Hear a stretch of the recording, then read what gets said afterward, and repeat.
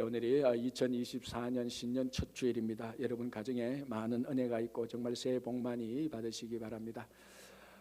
일본 자동차가 한참 그 기술과 이제 판매량으로 주가를 올릴 때 미국 그 자동차 회사들이 굉장히 어려움에 많이 처해 있었습니다. 또 그때 일본 자동차 또 기술이 굉장히 뛰어났고 또 일본의 그 오래 있어왔던 그 장인 정신 이런 것들이 그 자동차에 계속해서 묻어났습니다. 그래서 미국 자동차 기술자들이 어떻게 일본 사람들이 자동차를 그렇게 잘 만드냐 현장 견학을 갔습니다. 이제 그 견학을 어디 가는가 하면 일본 자동차 현장 라인 이 자동차가 어떻게 조립되고 이제 그것을 이제 그 보는 그 현장 라인에 갔는데 대체로 이거 전부 다 마지막에 이제 자동차가 딱 조립이 되어서 이제 딱 나올 때 마지막으로 하는 그 작업이 뭔가 하면은 자동차 문짝 이 문짝을 자동차 몸체에 딱 이제 조립을 해서 완벽하게 진짜 뭐 한치의 오차도 없이 완벽하게 딱 조립해서 그 현장으로 나갑니다. 그때 마지막 공정이 무언가 하면은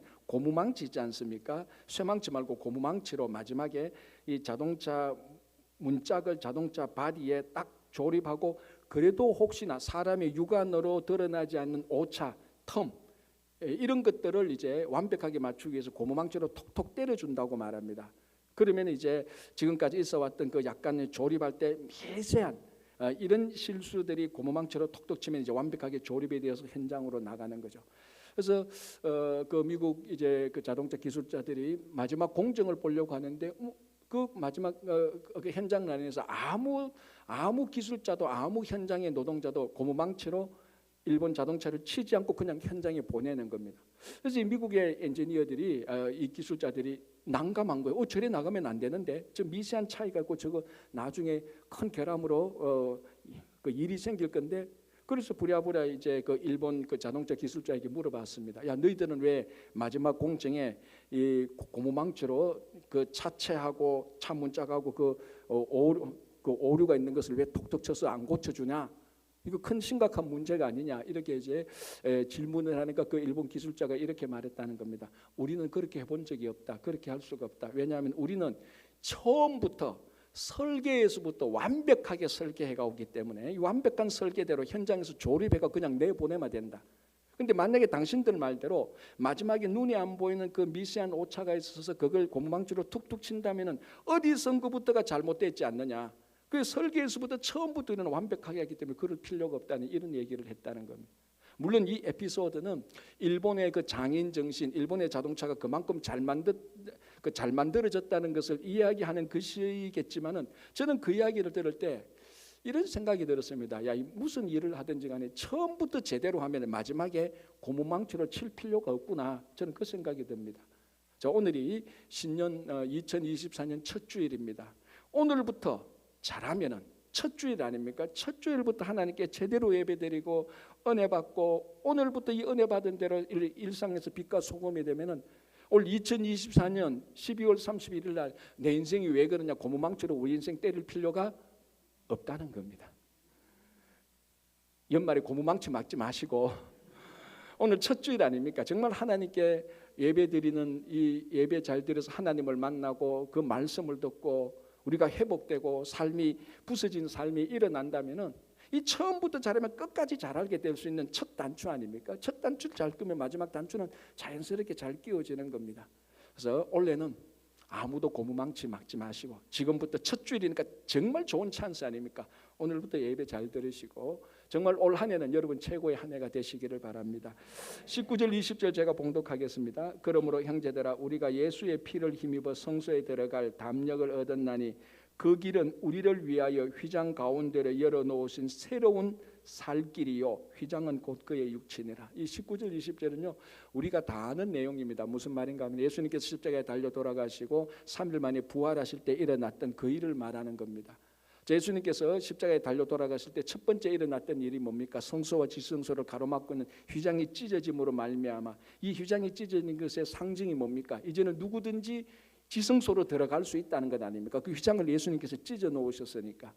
그전에 그전에 구약은 어땠습니까? 누구든지 그 휘장 안으로 들어갈 수 없습니다. 대제사장 딱 한 명 있는 대제사장도 1년에 딱 하루 대속죄일, 속죄일에 들어가서 하나님께 이스라엘 백성들의 죄를 가지고 가서 대제사장이 속죄소, 그러니까 지성소에 들어가서 속죄소에 피를 뿌림으로 말미암아 하나님을 만나고 이스라엘 백성들의 죄를 속죄해 주는, 그것이 원래 지성소에 있는, 그리고 성소와 지성소에 있는 휘장을 의미하는 것인데, 예수님께서 돌아가심으로 말미암아 그 휘장을 찢으심으로 말미암아 누구든지 언제든지 어디서든지 예수의 이름으로 하나님께 나아갈 길을 만들어 놓으신, 그걸 말하는 것입니다. 자, 그런데 이 히브리서를 썼던 분은 그 길을 이렇게 말합니다. 새로운, 우리를 위하여서 만들어 놓으신 새로운 살 길이다라고 말. 그게 길이다는 것. 무슨 길? 새로운 길인데 이것은 우리가 살아갈 수 있는 길이다라는 겁니다. 자, 여러분, 길이라는 것은 우리 인생을 의미하기도 하고요. 길이라는 것은 우리가 누군가라는 것을 보여주시는 겁니다. 자, 오늘 예수님께서 이 길을 만들어 놓으셨는데, 예수님께서는 이 길을, 새로운 살 길을 만들어 놓으신 분이기도 하지만 동시에 예수님 그 자신이 이 길이기도 합니다. 예수님께서 말씀하시지 않습니까? 내가 곧 길이요 진리요 생명. 그 길이 오늘 새로운 살 길이라는 겁니다. 온 인류가 살아갈 수 있는 유일한 길, 다른 길은 없고 이 길만으로 갈 때 우리가 살아갈 수 있는 길입니다. 그래서 길은 우리가 누구냐 하는 정체성인데, 한번 보십시오 여러분. 두 사람이 이렇게 길을 가다가 갈림길이 나타났습니다. 한쪽은 학교로 가는 길이고 한쪽은 산으로 가는 길입니다. 학교로 가는 사람은 분명히 학교와 관련되어 있는 사람입니다. 학교 직원이든지 선생이든지 학생이든지. 그러나 산으로 가는 사람은 누가 뭐라 그래도 등산하러 가는 겁니다. 그러니까 어느 길로 가는가 보면은 그 사람이 누군가라는 것을 알 수 있습니다. 어느 길로 가는가를 보면 어떤 인생을 살 것이라는 것을 딱 알 수 있습니다. 마약 판매상들 있는데 그 길로 가면 그 인생 뻔한 거 아닙니까? 그죠? 자, 진실한 마음으로 주님의 몸된 교회로 오는 그 인생도 뻔합니다. 좋게 뻔하죠. 나쁘게 뻔한 게 아니고. 그리고 어느 길로 가느냐에 따라서 그 인생이 결정되어질 뿐 아니라 지금 저 사람이 누군가, 어떤 사람인가 정체성이 드러나는 것입니다.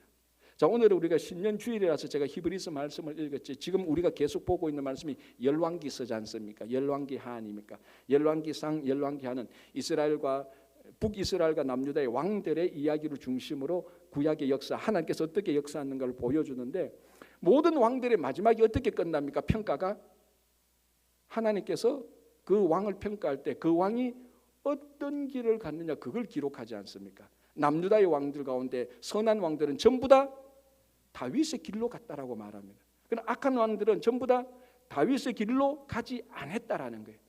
북이스라엘의 19명의 왕은 전부 다 여로보암의 길로 갔다라고 말합니다. 이 길이라는 것은 어떤 길로 가느냐, 무슨 길에 지금 머물고 있느냐는 너 누구냐, 내가 이런 사람이라는 것을 보여주는 겁니다.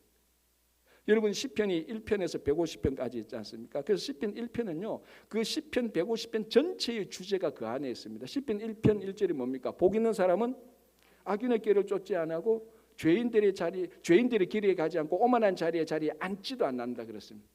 그리고 이 시편은 복 있는 사람들의 노래입니다. 복 있는 사람은 뭡니까? 악인의 길, 죄인의 길, 오만한 자의 자리, 한마디로 말하면 악인들, 죄인들의 길에 아예 가지도 않는다는 겁니다. 그러니까 이 복 있는 사람은 아예 그 길 자체를 가지 않습니다. 너 누구냐? 복 있는 사람이다. 그럼 어느 길로 가느냐? 세상의 길, 악인의 길, 죄인의 길, 오만한 자의 길로 가지 않고 오늘 본문 히브리서의 본문에 말하면 새로운 살 길로 가고 있다는 것입니다.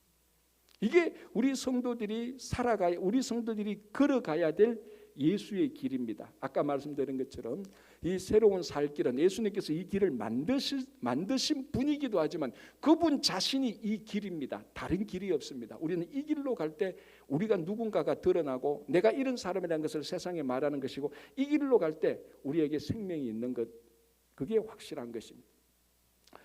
그 2000년 전, 그러니까 지금 이제 기독교가 막 이제 그때는 기독교라고 말을 하지 않았죠. 종교가 형성되지 않았으니까 예수 믿는 사람들이 모여서 기쁘고 즐겁고 다른 사람들 복음을 전해서 많은 로마의 귀족들조차도 자기들의 그 부귀와 영화를 버리고 자기들이 믿었던 이방 종교를 버리고 예수를 믿는 사람들이 꽤 있었습니다.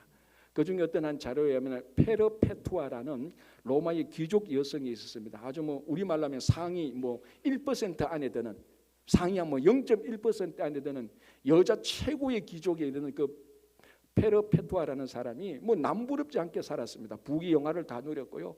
비록 여자지만은 로마의 어떤 뭐 남자 못지않게 누릴 것 다 누렸는데 이 사람이 예수를 믿었단 말이지, 이 여인이. 그리고 예수를 믿고 나니까 이게 새로운 세계가 열리는 겁니다. 지금까지는 잘 먹고 잘 살고 사람들을 지배하고 사람들한테 인기 없고 정말 우리가 말하는 세상적인 쾌락 속에 푹 빠져 살았는데 예수를 믿게 나니까 여기 완전 새로운 길이 있는 겁니다. 너무너무 좋은 게 새로운 가치와 고결한 삶, 그 예수 그리스도의 아름다움을 보게 되니까 지금까지 살아왔던 이 삶이 다 하찮고 실증이 난 겁니다. 그래서 이 여인이 그걸 다 버리고 집을 나왔습니다. 그래서 예수 믿는 사람들과 함께 살았어요. 그러니까 이 여인의 아버지가 얼마나 이게 기가 찹니까? 이 로마 상위 1% 안에 드는 모든 부귀와 영화를 누리면서 저 예수라는 사람이었는데 그 사람한테 미쳐서 나갔으니까. 그래서 이 아버지가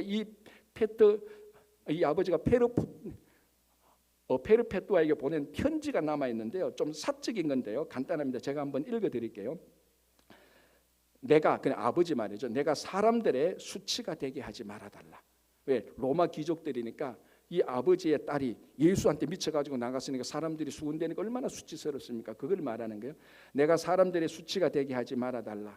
너가 가버리고 나면 살 수 없게 되는 형제들과 어머니와 이모, 아이들을 생각 좀 해달라. 야, 너 지금 한 남편의 아내고 한 그 자녀들의 어머니인데 네가 이 가정을 팽개치고 나가면 어떡하냐? 우리들을 생각해달라 이 말이죠. 너의 자존심을 포기하라. 너가 다 우리를 망가뜨릴 수 있다. 제발 돌아와라. 이런 자료가 남아 있는 겁니다. 물론 여기서 이 페르푸테오라는 사람이 예수 믿고 집을 나간 게 잘했냐 못했냐 이거를 지금 논쟁하자는 건 아닙니다. 그 정말 모든 사람들이 부러워하는 부귀, 영화, 출세, 권력, 물질, 명예 이런 것을 한순간에 다 뒤로 하고 밖으로 나갈 수 있는 그 가치가 뭐냐 이걸 봐야 되는 겁니다. 아니 도대체 어떤 사람이 이렇게 아름다운 한평생 일반 서민들이 한평생 두 평생 노력해도 얻을 수 없는 것을 자기는 태어나면서 다 얻었는데 이걸 일고의 가치도 없이 쓰레기도 없이 다 버리고 예수 믿는 사람들에게 갖다 도대체 거기 뭐가 있느냐는 겁니다. 새로운 살 길이 있는 겁니다. 그걸 한번 맛보니까 돌아올 수가 없는 겁니다. 그 고결한 가치, 고결한 목적, 예수 그리스도께서 주신 영원한 생명, 그게 너무 좋아서 이 로마의 귀족이 갔던, 왜 갔냐? 거기 살 길이 있으니까, 새로운 길이 있으니까 갔던 것이. 올 한 해 동안 정말 우리가 걸어가야 될 길이, 살아야 될 길이 바로 이 길입니다. 새로운 살 길 아닙니까? 예수 그리스도의 길을 가는 것 아닙니까? 우리 사실은 뭐 몇 년 전에 이젠 다 끝났지만, 다 끝났다고 보고 있지만 코비드 팬데믹 사건, 코로나 팬데믹 사건은 앞으로도 계속 그 후폭풍 여진이 계속해서 남아 있습니다. 일로 인하여서 많은 이제 우리가 생각할 게 있는데, 우리 그 중에 하나가 굉장히 인류 전체가 자기 정체성에 혼란이 왔습니다. 자, 이게 뭐냐면요, 이 라인홀드 니버라는 유명한 신학자가 한 사람의 정체성은 세 가지에 의해서 결정된다고 말했습니다. 첫 번째는 혈통, 가정이죠. 그렇지 않습니까? 당신이 누구죠라고 제일 먼저 떠올 때는 나는 어떤 아버지와 어머니 밑에서 태어났다. 우리 형제들은 먹고 우리 집안은 이렇다. 그 혈통이 자기의 첫 번째 뭡니까? 정체성입니다. 그죠? 자, 그런데 이게 혈통, 그러니까 가정이죠. 가정이 어떤 한 사람의 가정이 첫 번째 그 사람이 누구냐 하는 것을 결정짓는 겁니다. 그런데 미국에서는 1960년대부터 본격적으로 가정이 해체되기 시작합니다. 한국에서는 한 2000년 전부터 가정이 해체되기 시작하죠. 있는 가정도 해체되고 젊은 사람들이 가정을 가지는 것을, 결혼하는 것을 인생의 중요한 일이라고 생각 안 하는 사람들이 점점점 많아집니다. 결혼해도 그만, 안 해도 그만입니다. 자, 여기 앉아 계신 분 대부분은 우리 권사님들, 장로님들 젊었을 때 결혼은 해도 그만, 안 해도 그만이었습니까? 아니지 않습니까? 그건 반드시 해야 되고 가정을 이루는 거고, 성경을 봐도 하나님께서는 반드시 가정을 이루도록 한 건데, 이게 미국은 1960년, 한국은 2000년부터 가정이 막 해체되고 가정이 중요하지 않게 되는 겁니다. 이게 사실 어떻게 보면 온 인류의 사회와 국가의 가장 큰 문제예요. 가정이 무너지면 다 무너지지 않습니까? 그러니까 이제 전통적으로 우리의 정체성이 막 흔들리는 겁니다. 가정이 흔들리고. 자, 두 번째 이 정체성, 우리가 누군가를 밝혀주는 게 뭐냐면 사회라는 겁니다. 사회. 그냥 사회생활하는 건데, 여기서 말하는 사회는 지역 공동체입니다. 그러니까 우리가 지금 리럴렉에 있지 않습니까? 이 리럴렉에 있는 사람들이 모여 있는 이 커뮤니티, 너 어디에 사니? 나 맨하탄에 살아. 나 플로리다 살아. 나는 저기 프랑스 파리에 살아. 그래, 어디에 사는, 실제적으로 내 몸이 어떤 지역에 사느냐에 따라서 그 사람이 그 사람이 정체성이 사실은 결정되어져 왔었더랬습니다. 자, 그런데 이것도 지금 급격하게 무너지고 있죠. 자, 여러분, 우리 자녀들 세대, 그리고 코로나 팬데믹 거치면서 한동안은 온 인류가 이 땅에, 이 지역에 살고 있지만 온 인류의 관심은 온라인 속에 다 들어갔습니다. 그래서 지금 우리 자녀들은요, 그러니까 미국이 켄지에 살고 있으면 저 아프리카 구석에 있는 것들요, 인터넷으로 다 알고 있지 않습니까? 그러니까 내 몸이 어떤 지역에 있다는 이 정체성이 굉장히 희미해지는 겁니다. 그래서 앞으로 다음 세대는 국가와 민족이 필요 없을 겁니다. 국가와 민족이 뭐 필요냐? 인터넷에서 모든 게 다 결정되어지는데. 그러니까 전통적으로 있었던 가정이 해체되죠. 지역 사회가 이제 막 의미가 없어지죠. 자, 마지막 세 번째가 뭔가 하면 일입니다. 일. 직업이죠, 직업. 이제 본격적으로 앞으로 이제 한 10년, 뭐 5년, 빠르면 5년, 10년 되면은 AI, 인공지능이 기존에 가지고 있는 많은 직업들을 빼앗아갈 겁니다.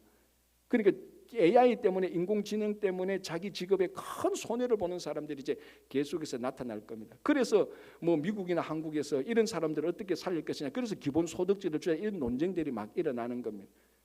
무슨 말인가 하면 이제는 직업을 통하여서 내가 누군가가 결정되어지는 것, 앞으로 큰 위기를 당하게 됩니다. 특별히 우리 남자들은 자기 직업이 자기 자신 아닙니까? 그래서 자기 일하는 데서, 자기 직업에 대해서 누가 옆에서 한마디 하면요, 부르륵 화를 내요. 왜? 자기를 건드리는 거하고 똑같지 않습니까? 이게 그러니까 자기 강한 정체성인데 이것도 이제 무너지기 시작하는 겁니다. 자, 무슨 말인가 하면은 지금 우리 시대에 사는 사람은 가정도 붕괴되죠. 지역 공동체도 없어지죠. 직업도 위협해지죠. 그러니까 기존적으로 한 사람의 말하고 있는 정체성, 그게 지금 다 무너집니다. 좀 대학교 강의하는 것 같은데 어쨌든 강의는 끝. 무슨 말인가 하면은 지금이 알게 모르게 굉장히 혼란한 겁니다. 길이 막 어지럽혀지가 있어요. 옛날에는 가정생활을 잘하면 내가 살 길이 있는데 가정이 막 흩어지거든요. 옛날에 내가 이 지역에 살면 여기서 누리는 혜택이, 이 지역에서 내가 누군가를 다 사는, 이제는 다음 세대들은 이런 지역에 관심이 없어요. 그럼 내가 어디서 살아야 될까? 혼란스럽습니다. 직업요? 앞으로 직업이 더 많아질 것이라는 기대는 별로 없습니다. 진짜 우리에게 지금 필요한 것은 새로운 살 길이에요. 진짜 새로운 살 길이 필요한 것. 내가 뭐 걱정 없어 이런 차원이 아니고 진짜 새로운 살 길이 필요합니다. 그래서 우리는 새로운 살 길을 찾아야 돼요. 그런데 보니 지금 우리가 새로운 살 길을 만들어서 찾아서 어디에서 비밀리에 있는 어떤 정글에서 우리가 찾아낼 게 아니고 이미 오늘 히브리서 기자는 말합니다. 예수 그리스도께서 우리에게 새로운 살 길을 주셨다. 그리고 그분이 새로운 살 길이다라고 오늘 선포하고 있는 겁니다.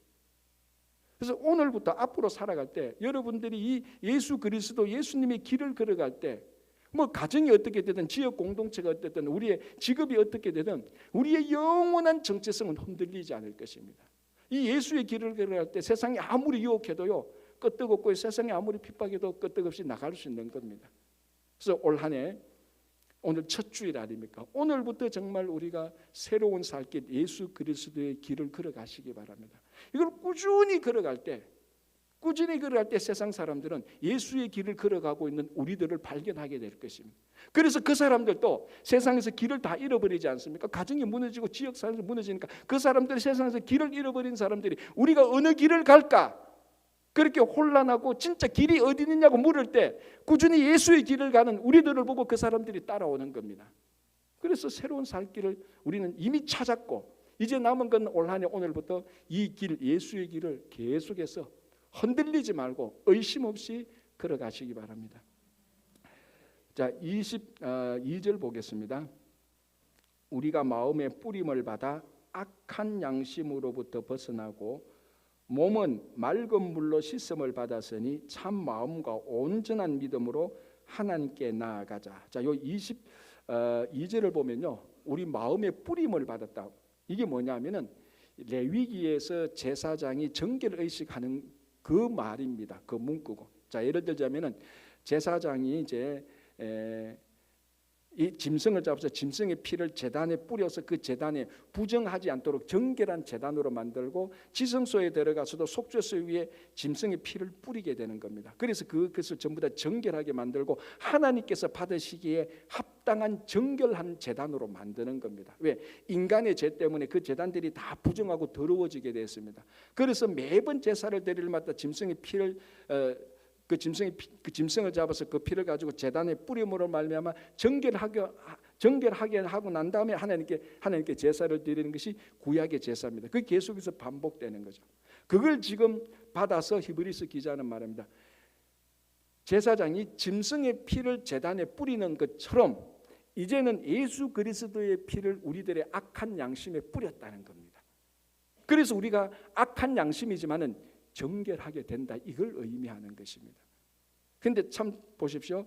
우리 여기 이 제단이 있다면 이 제단이 부정한 제단을 정결하게 하는 것은 레위기에서 규정된 그 짐승의 피 외에는 어떤 다른 것이 안 됩니다. 무슨 말인가 하면 우리의 양심이 악한 것인지 좋은 것인지 얼마나 삐뚤어지신 것인지를 알 수 있는 건요, 예수의 피를 받아봐야 아는 거예요. 예를 들자면은 내 친구 보고 내 친구의 양심을 보니까 내가 내 친구 양심보다는 좀 더 건강한 것 같아. 내 양심은 깨끗해. 그게 아니라니까요. 도덕책 보고 윤리책 보니까 그 법을 잘 지키고 뭐 이렇게 살아가면 돼. 내가 지금까지 이렇게 살아왔는데 내 양심은 깨끗하구나. 그렇게 해서 내 양심이 악하다 깨끗하다 분별이 안 된다는 겁니다.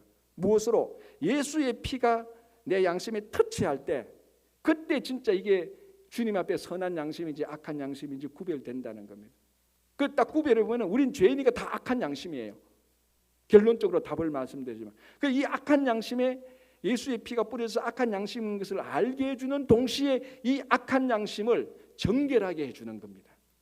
그래서 우리가 악한 양심에서 벗어나서 정결하게 되어서 하나님께 나아가는 것입니다. 자, 여기 또 보면요, 20절 그 뒷부분에 보면 이렇게 되어 있죠. 몸은 맑은 물로 씻음을 받았으니 라고 말합니다. 이건 또 뭘 염두에 두고 있는가 하면요, 제사장이 하나님께 나아가기 전, 또 제사장이 성전에 들어가서 사역을 하기 전에 반드시 제사장이 먼저 자신의 몸을 정결하게 해야 되는 겁니다. 왜냐하면 제사장도 자신이 죄인이에요. 그래서 제사장 자신도 하나님께 나아가기 전, 하나님의 사역을 하기 전에 자기 자신을 정결하게 해야 되는 겁니다. 즉 무슨 말인가 하면 어떤 사람이든지 그게 제사장이든지 레위인이든지 남자든 여자든 이방인든 누구든지 간에 하나님께 나아가고 하나님 앞에 예비를 드리려고 하는 자는 자기 자신을 정결하게 해야 되는 겁니다. 이게 구약에서는 짐승의 피로 했지 않습니까? 그런데 지금은 이제 그게 아닙니다. 예수의 보혈을 믿음으로 우리가 하나님께 나아오는 겁니다. 이때 악한 양심에서 벗어나서 정결하게 돼서 하나님께 나아가는 겁니다. 물론 이제 이 나아가는 길이 바로 앞에서 말한 대로 새로운 살 길을 주셨다는 거죠. 한 몇백 년 전에 영국의 조그마한 마을에서 두 청년이 양을 훔쳤다가 절도죄로 잡히게 됩니다. 그래서 감옥에 가게 됩니다. 감옥에 가서 그 마을에 이제 법이 뭔가 하면은 어떤 물건을 훔친 자들은 반드시 이 사람이 도둑놈이라는 것을 표시를 하게 되어 있습니다. 그래서 쇠로 그 S자라는 문구를 만든 쇠 판때기를 불에 달구어서 이마에 찢습니다. 그러면 이마에 S자라는 데가 딱 찍히죠. 그 낙인 찍는다 그러죠. 그럼 이 S자는 뭐의 상징인가? 왜 S자를 했겠습니까? 스틸링, 훔쳤다고, 도둑질을 했다고. 그래서 S자입니다. 그래서 이 두 사람이 그래서 머리에 S자라는 낙인을 찍고 감옥살이를 하다가 형기가 끝나서 감옥에서 나옵니다. 그중에 한 명은 도저히 머리에 S자를 붙이고 자기 마을에 돌아갈 자신이 없어서 먼데 다른 데로 가버리고, 이 다른 한 명은 마을로 들어옵니다. 그런데 그 중간에 예수 그리스도를 영접하게 되는 겁니다. 그래서 예수 그리스도를 영접하고 자기가 다시 S자, 도둑이라는, 그리고 그 마을 사람들은 다 압니다. S자 딱 보면은 저거 도둑 놈이죠. 그냥 도둑놈이죠. 도둑놈이라 다 아는 겁니다. 그 뻔뻔하게 들어오는 거죠. 어떻게 보면은 정말 얼마나 수치겠습니까? 부끄럽고 수치죠. S자를 쓰고 그 마을에 들어옵니다. 그러면서 그때부터 예수의 길을 걷기 시작하는 겁니다. 사람들이 다 무시하죠. 저 도둑놈. 양을 훔쳐갔대. 10마리 갔대. 아니야 20마리야. 아니야 누구 양을, 별별 소리를 다 했을 겁니다. 그래서 그 사람을 비방하고 조롱하고 온갖 무시와 차별과 눈총을 다 받으면서 매일매일 예수의 길을 걸어갑니다. 사람들이 힘들 때 가서 도와주고, 거기에 홀로 계신 어른이 갔으면 돌보아주고 죽도 만들어주고 우리말로 하면 매일매일 하루 그리고 6개월, 1년, 2년, 3년, 5년, 10년이 쭉 흘러가니까 그 마을 사람들이 한 명도 이 죄인에게서 은혜를 받지 않은 사람이 없게 되는 겁니다. 그래서 사람들이 그 5년, 10년을 지나가면서 그 이 사람의 머리에 있는 S자가 도둑이라는 것을 염두에 두지 않습니다. 그냥 S자로 생각하는 거예요. 누가 물으면은 저 S자는 스틸링 도둑이라는 말이에요. 그렇게 대답은 할 수 있겠지만 평소에 일상으로 살아갈 때는 처음에는 S자 있다고 도둑놈이라고 막 욕했는데 끊임없이 예수의 길을 가는 것을 보고 자기들도 은혜를 받고 자기들도 저게 도둑인지 모르게 된 겁니다. 자, 그러면서 시간이 지나고 다음 세대 아이들이 자라나는 거죠. 이 아이들이 이제 한 10대 소년 요즘 초등학교 한 3학년 4학년 애들은 이 죄인이 감옥에 들어갔다 양을 훔쳤다가 감옥에 들어갔다 이래온 것을 사실을 모릅니다. 자, 이제 그래서 이 에피소드는 이 두 명의 소년이 대화하는 것으로 끝이 나는데 이렇게 대화합니다. A라는 소년이 말합니다. 야야, 우리 마을에 그 노인 있지, 이제 노인이 다 됐으나 그 노인에 너 봤지? 이마에 S자가 있어. 저건 뭐야? 모르지 않았습니까? 그 나중에 태어나니까. 근데 B라는 소년이 말합니다. 몰라 나도 몰라. 그러고 보니 S자가 있네. 나도 처음 봤어. 저 S자가 뭐지? 모르기는 똑같은데 이 B라는 소년이 말합니다. 우리 엄마가 내게 말하는 것을 생각해 볼 때 저 S자는 세인트, 성도의 단어일 거야. 이렇게 말을 했다는 거예요. 엄청난 충격이죠. 스틸링, 도둑이 성도로 바뀌는 겁니다. 예수 그리스도를 믿고 예수의 길을 갈 때 아무도 그 S가 도둑이라고 이제 생각 안 한 거예요. 예수의 길을 끊이고 갈 때 이 도둑이 성도 세인트가 되는 겁니다. 여러분, 이게 바로 악한 양심에 예수의 피를 뿌릴 때 우리가 그 양심에서 벗어나서 정결하게 되고 예수로 하나님께 나아가는 그 길, 이 길, 새로운 살 길, 예수의 길을 걸어갈 때 이런 놀라운 하나님의 역사가 일어나는 겁니다. 자, 새로운 한 해가 되었습니다. 여전히 우리 속에, 우리 심령의 이마 속에 수없이 많은 S자가 있을 겁니다. 스텔링, 훔친 것. 꼭 이게 스텔링 그것만 아니고 여러 수없이 많은 종류의 S자를 가지고 오늘 2024년 한 해를 맞이했을 겁니다. 자, 올 한 해 동안 새로운 살길 예수의 길을 걸어가서 올 한 해 마지막 날 2024년 12월 31일에는 이 S자가 세인트 S자로 바뀌기를 진짜 간절히 바랍니다. 그건 새로운 살 길을 가는 겁니다. 끊임없이 예수의 길을 가는 겁니다. 그 스텔링 STAALING에 G자가 잘려나가고 N자가 나가고 I자가 나가고 L, E, A 다 나가고 다시 하반부 때는 S자 뒤에는 A자가 붙고 I, N, T가 붙어서 성인이 되는 그런 올 한 해가 되기를 간절히 바랍니다. 24절 볼게요. 이렇게 되어 있습니다. 서로 돌아보아 사랑과 선행을 격려하며. 당연한 거죠, 그죠? 교회에서 서로 돌보고 사랑과 선행을 격려하는 게 지극히 당연한 겁니다, 우리한테. 근데 이 지극히 당연한 게 또 잘 안 되죠, 사실은, 그죠? 자, 그런데 이게 지금 히브리서가 50년 전에 섰는 게 아니라는 거죠. 2000년 전에 섰는 겁니다. 그런데 2000년 전에 어떤 단체도 어떤 그룹도 사람들이 모여서 서로 돌보아주고 서로 사랑하고 선행을 격려하는 단체가 없었다고 보면 됩니다. 로마 제국에 수없이 많은 정치단체들, 사회단체들, 경제단체들, 친목단체들 많이 있었습니다. 조합들. 이 모든 단체, 어떤 단체도 자기들이 서로 돌보아주고 사랑과 선행을 격려하기 위한 단체는 없었습니다. 대부분이 자기 이익을 위한 단체, 자기가 원하는 것을 얻고자 하는 단체고 또는 대부분이 그 안에 서로 경쟁과 견제, 권력 분배, 헤게모니를 쥐고자 하는 단체들, 그리고 그 단체에서 얼마나 많은 나의 추종자를 만들어서 내가 권력을 쥐고자 하는 그런 단체들은 우후죽순으로 많았지 어떤 단체도 서로 돌보아주고 사랑과 선행을 하는 격려하는 교회와 같은 단체가 없었다는 것. 그 이것을 오늘날 우리 볼 때 이건 당연히 교회에서 하는 거다라고 생각하지만 2000년 전에 이런 단체가 이제 교회라고 말하는 거죠. 이런 단체가 새롭게 등장했을 때는 사람들이 전부 다 이상하게 봤습니다. 아니 왜 그래? 야, 너 왜 그게 우리 말하면 너 왜 교회가 그게 뭐 얻을 게 있어? 야, 너 그게 그런 교회 가면 뭐 좀 이익이 있어? 너 교회 가면은 야, 너 교회 가서 너 1인자구나. 너를 따르는 사람이 많구나. 야, 너 교회 가면은 뭔가 너 너 자신을 사람들이 다 인정해줘. 너 막 좋아지겠네. 이런 식으로 교회를 봤다는 거죠.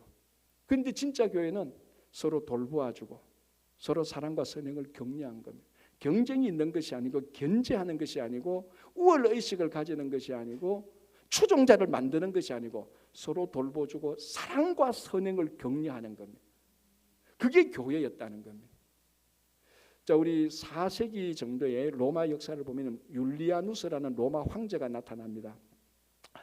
이 사람이 누군가 하면 콘스탄티누스 황제. 콘스탄티누스가 누군가 하면 기독교를 로마의 종교로 인정했죠. 이제 더 이상 기독교는 이교 다른 종교가 아니다. 기독교도 정당한 로마의 종교 가운데 하나라고 인정한 사람이 콘스탄티누스고, 실제로 콘스탄티누스의 속은 모르겠지만 자기가 크리스찬이라고 로마에 선포를 다 했습니다. 콘스탄티누스의 황제의 아들 콘스탄티우스가 황제가 되었을 때 이 황제가 되는 과정 가운데 자기 조카 친족들을 다 학살을 하게 됩니다. 그때 율리아누스라는 조카가 있었는데 이 율리아누스 조카의 율리아누스만 빼고 다 학살을 합니다. 그런데 율리아누스로서는 그게 굉장히 충격이죠. 콘스탄티누스 황제도 콘스탄티우스도 다 크리스찬이란 말이죠. 그런데 기독교 예수 믿는 사람이 크리스찬이 자기 가족들을 다 죽여버렸다. 여기서부터 기독교를 등지기 시작하고 기독교는 자기 평생의 원수가 되기 시작하는 겁니다. 그래서 또 여러 과정을 거쳐 율리아누스 황제가 이 율리아누스가 황제가 됩니다. 이때부터 심혈을 기울여서 한 게 뭐냐면 로마 제국에서 기독교를 없애는 겁니다. 교회를 없애는 것입니다. 그런데 이 사람이 아주 뛰어나게 생각합니다. 자기가 또 확신을 한 겁니다. 기독교보다 로마 종교가 더 낫다. 이걸 자기가 로마 사람들에 다 보여주겠다는 겁니다. 그러면 자연스럽게 기독교 또는 교회가 사라질 것 아니냐. 그래서 이 율리아누스 황제가 로마 종교의 사제들을 다 모았습니다. 모아가지고 앞으로 너희들 잘해라. 이 로마 정부가 적극으로 지원하겠다. 사원이 적으면 사원을 넓혀주고 사원이 낮으면 높게 해주고 사원 없는 데는 말해라. 우리 가서 사원을 지어주겠다. 로마의 신들이 많지 않습니까? 제우스, 아폴로, 별별 신들이 비너스 신들. 그런데 맞춰서 다 적극 지원했습니다. 그래서 사원이 막 커지고 화려해지고 그 안에 된 제사의식도 화려해지고 또 제사장들한테 잘해주고. 자, 이렇게 하니까 한 1, 2년 지나니까 금방 로마 종교들이 확 붐이 일어나는 겁니다. 그래서 율리아누스 황제가 이제 보고를 받습니다. 어떠냐? 이제 로마 종교가 잘 됐지. 교회는 어떠냐? 이 물은데 보고가 나오는데 보니까 교회도 더 잘 된대. 아니 이상하다. 로마 종교를 그만큼 지원했는데 왜 교회가 더 잘 돼? 그래서 2단계로 들어갑니다. 2단계로 말할 수 있는 게 어떤가 하면 그럼 또 사제들을 모읍니다. 야, 너희들 잘해라. 너희들이 있는 지역사회에 열심히 봉사하고 지역사회에 있는 가난한 자들 다 불러 모아라. 다 그 사람들을 자료적으로 구제해라. 로마 정부가 지원해 주겠다. 그래 또 지원을 해주고 하니까 이제 막 로마 종교가 막 그 마을에서 인기가 있는 겁니다. 아폴로 신전에 가면 도움받지, 제우스 신전에 가면 도움받지, 비너스 신전에 가면 도움받지. 이게 막 인기가 막 하늘을 찌를 듯한 거예요. 또 보고를 받습니다. 이제 어때? 로마 종교가 다 살아나고 교회는 죽었지. 또 보고가 들어옵니다. 아니요, 교회도 여전히 살고 교회도 여전히 파워가 있습니다. 이 율리아누스가 화가 나는 도대체 무슨 일이냐? 사제들을 모아가지고 내가 너희들한테 그렇게 잘해줬는데 다 지웠는데 왜 그 교회보다도 인기가 이 교회보다도 힘이 없느냐? 그래서 조사를 해보라 그랬습니다. 그 조사를 해보니까 그 교회가 로마 정부에서 하나도 지원받는데 여전히 교회는 더 부흥하고 그 교회에 들어오는 사람은 더 기쁨과 살았던 이유가 바로 요 구절입니다. 서로 돌아보아 사랑과 선행을 했다. 사랑과 선행을 격려했다는. 왜? 로마 종교는요. 아무리 잘해줘도 로마 종교의 신도들이라고 말할 수 있는 사람은 자기들이 필요하면 신전에 가서 제물 약간 드리고 기도하고 끝나는 거예요. 자기들끼리 모여가지고 예수 그리스도를 함께 나누고 말씀을 나누고 우리들처럼 이렇게 모여서 예배드리고 교제하고 성경 공부를 하고 새벽마다 나와서 기도하고 이런 것들이 있는 게 아니에요. 자기들이 필요하면 나와서 신에게 기도하고 그 복을 받으면 그 복을 받았다고 생각하면 좋고 또 로마 황제를 숭배하라니까 그거 숭배 안 하면은 일이 안 되니까 그냥 가서 형식적으로 하는 겁니다. 그 로마 종교는 아무리 그래도 성도들이 함께 모여서 서로 돌보아주고 사랑과 선행을 격려하는 단체가 아니었거든. 여기는 몇백 년을 더 지원해도 살아날 수가 없는 겁니다. 그러나 교회는 성도들의 모임은 서로 모아가지고 서로 좋아서 이게 그리스도의 사랑이에요. 우리가 이렇게 살아갑시다. 선한 일을 합시다. 어렵고 힘들면 서로 돌보아주고 어떤 견제나 경쟁이 있는 게 아니에요. 누가 한 사람이 이 교회를 지배하겠다고 생각을 가진 게 아니에요. 누구 한 사람이 그 교회에 따라서 추종자를 만든 단체가 아니었다는 거예요. 다 모여서 돌보고 격려했다는 거예요. 이 교회가 2000년 동안 지금 살아있는 겁니다. 이 당시 로마 황제가 지원했던 로마 종교는 지금 살아있습니까? 다 없어진 거예요. 만약에 오늘날 교회가 여전히 서로 돌보아주고 사랑과 선행을 격려한다면 예수님 오실 때까지 교회는 계속해서 지속하고 하나님 나라의 모습을 보여줄 것입니다. 이게 교회예요. 이게 우리들의 모임입니다. 참 아이러니한 것은요. 그래서 율리아누스 황제가 그걸 인정할 수밖에 없었습니다. 로마 종교의 신전이 더 크고 제사장이 더 폼나고 제사장이 기독교 교회 다니는 사람보다 더 좋은 교육을 받았고 이 로마 종교를 통해서 돈이 더 많이 흘러나가도 안 된다는 것을 인정했습니다. 안 되는구나. 이것 때문에 안 되는구나. 그러고 난 다음에 율리아누스 황제가 죽고 그 다음에 황제가 테오도시우스 황제인데요. 이 얼마나 아이러니한가 하면 이 테오도시우스 황제가 되어서 기독교를 로마의 정식 국교로 인정해버리는 겁니다. 그러니까 콘스탄티누스 황제는 기독교가 로마의 종교 가운데 하나라고 정식으로 인정하고 그 다음부터 핍박은 안 했습니다. 그러나 율리아누스 다음에 테오도시우스 황제는 아예 기독교가 로마의 정식 국교라고 인정을 해버렸습니다. 얼마나 아이러니합니까? 그 앞에 황제 율리아누스 황제 때는 로마 종교를 부흥시키고 이 교회를 없애려고 온갖 지원을 다 했는데 그 다음 황제가 바뀌니까 완전히 역전이 되는 겁니다. 교회는 계속해서 로마의 국교가 되어버려요. 오늘날 똑같은 건 아니십니까? 이게 우리 친구 교회가 아니 뉴욕에 있는 이 모든 교회가 서로 사랑하고 사랑과 선행을 격려하고 서로 돌보아 준다면요. 세상이 어떤 것을 가지고 유혹해도요. 거기 관심이 없습니다. 왜? 우리가 좋은데. 그래서 아까 말씀드린 것처럼 페르페투아라는 그 귀족 여인은 이것이 너무 좋아가지고 그 로마의 모든 부귀 영화를 버리고 그 안에 들어가서 그 교회에 들어가서 성도들과 함께 돌보고 사랑과 선행을 격려하는 삶으로 계속해서 살아가는 겁니다. 자, 올 한 해 친구 교회가 어떻게 살아가야 될까? 우리들이 함께 모여서 뭘 해야 될까? 내 이익을 누리고 권력을 우리 교회 권력이 있긴 있겠나마는도 내 추종자를 누리고 그런 세상의 이익 단체나 정치 단체가 아닌 오직 교회의 원래 모습대로 서로 돌보고 사랑과 선행을 격려하는, 그래서 세상이 어떤 것을 가지고 우리를 유혹해도 겉들도 보지도 않는, 세상이 어떤 두려움을 줘도 겁내지 않는 그런 교회와 성도들이 되시기를 간절히 바랍니다. 기도하겠습니다.